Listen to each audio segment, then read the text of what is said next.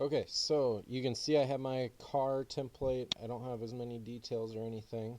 Um, you can kind of cut the car at any point because we want to build our object to be symmetrical. So if you want to do it early and just add the pieces as you go, or if you want to do it later, you can do that too. So in this particular one, what I'm going to do is I'm going to split it in half.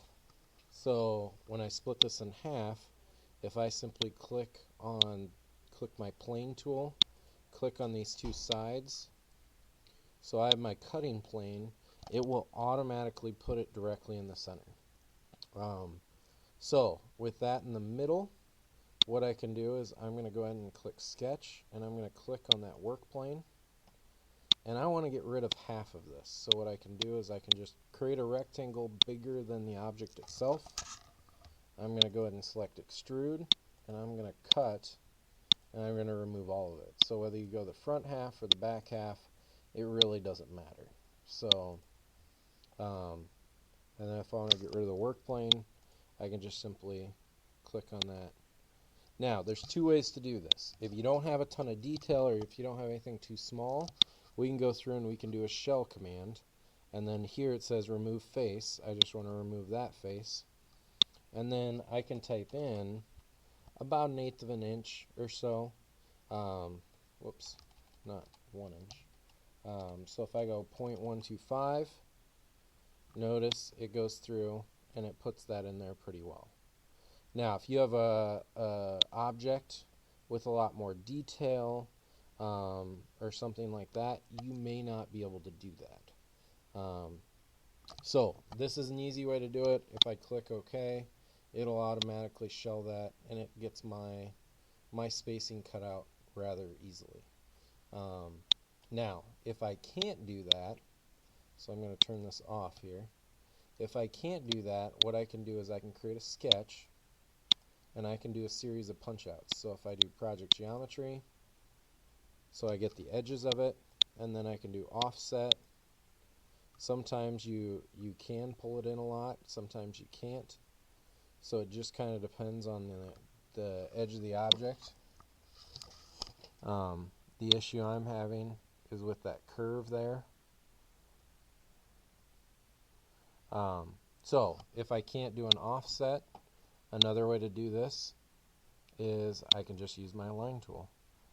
And it doesn't have to be exact, right? Because we're not going to see the inside. The idea is that when we 3D print this, we just want to kind of save on material and time, and we want to make it lighter, right? That's what's going to make our hover cars go faster. So I can just simply go something like that. I can select extrude, and I'm going to select cut. Now if I select to next,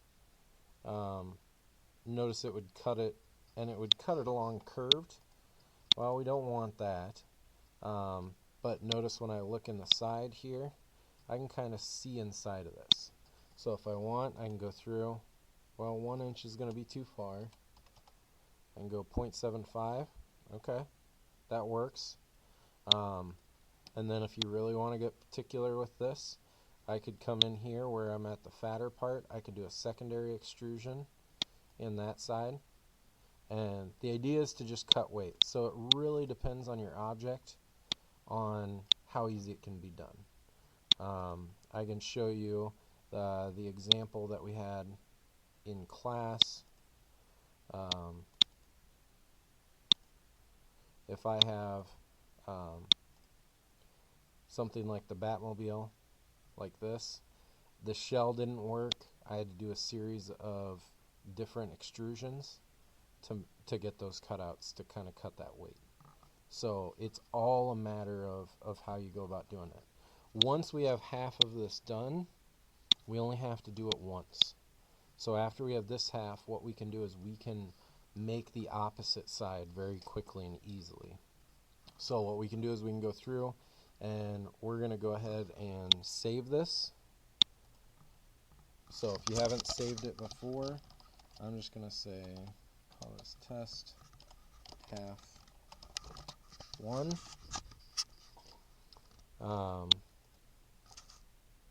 And then what I'm going to do is I'm going to go new, and I'm going to open up an assembly drawing. So when I open up my assembly drawing, what that does, assemblies are where you can build stuff. What we're going to do is we're going to take our individual car part and we're going to mirror it over, so that way we don't have to recut that chunk out on the other half. So first thing I need to do is I need to place my component. So with this, wherever you saved your file, we're going to simply go